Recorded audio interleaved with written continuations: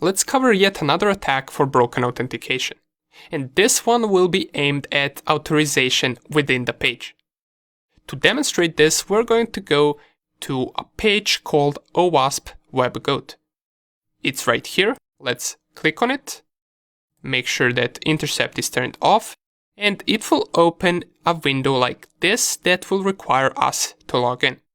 And remember this window because it will be important for us in this lecture. So we got this pop-up window, and to log in we can type guest and then as password also guest. So username guest and password guest. Click on OK. Let's not save the password and it will open a page like this. From here we want to start our WebGoat.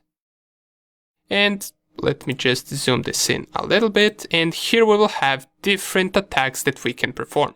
Of course, not all of these attacks have to do with broken authentication. Most of them actually are different vulnerabilities, but the attack that we are interested at the moment is authentication flaws. So click on that, and from here we want to go to basic authentication. Okay, it will open a task like this. So it says basic authentication is used to protect server-side resources. The web server will send a 401 authentication request with the response for the requested resource. The client-side browser will then prompt the user for a username and password using a browser-supplied dialog box. And that is the dialog box that we saw once we logged into WebGoat. The browser will base64 encode the username and password and send those credentials back to the web server.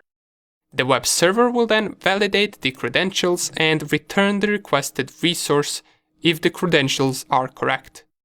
These credentials automatically resend for each page protected with this mechanism without requiring the user to enter their credentials again. So essentially what this says is that our basic authentication credentials that we inputted once we logged into our WebGoat will be processed through every page within the HTTP request without us having to log in every time we switch a page. But the problem here is that it's encoded with base64.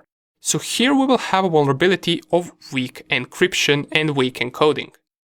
Base64 is something that we can easily decode. So let's give it a try.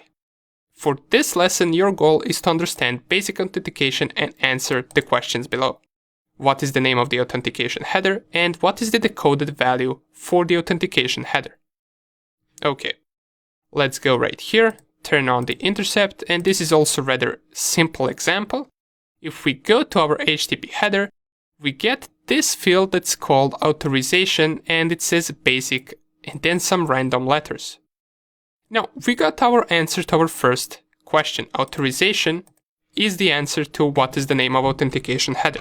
So we can type it in, authorization, even though it doesn't matter since we are in the middle of refreshing the page, but nonetheless, let's take a look at this more interesting part that says basic and then some random letters.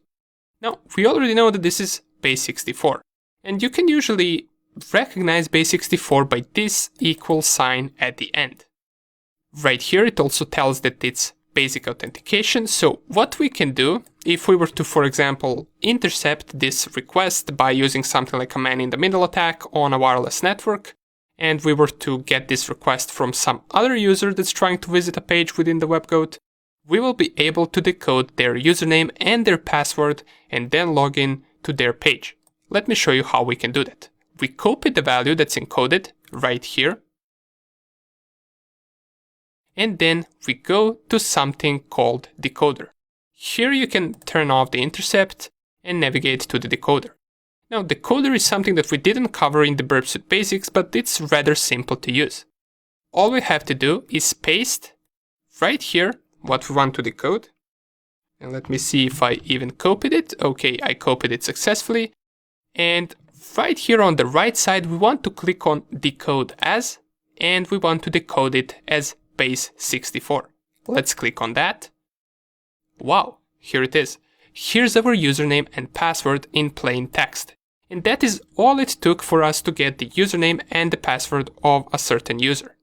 Now, of course, for us to be able to get this HTTP request that we intercepted, As I mentioned, we would have to do something like a man in the middle attack, but that's really easy to perform. The problem right here is that the page has a weak encoding, and then we can easily reverse the encoded username and password back to the plain text. And now we can copy this because this is the decoded value, since that is the answer to our second question on the page. And let's paste it right here and submit. And it will tell us, congratulations, you have figured out the mechanism of basic authentication. Now you must try to make WebGoat re-authenticate you as username basic, password basic. Use the basic authentication menu start at the login page. Now all we have to do right here is simply just to close the WebGoat, and then we would re-authenticate with basic and basic as username and password. So this is something really easy to do. We're not going to cover that. Just next time at the login screen, you can use this username and this password to enter a different account. And you can also try to intercept a request on a certain page and try to change the encoded value of basic and basic in the authorization header in order to switch the account. That might work too, you never know. Okay, awesome.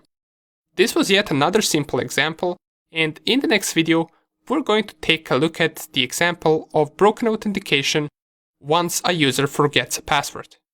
Nonetheless, thank you for watching, and I will see you in the next lecture.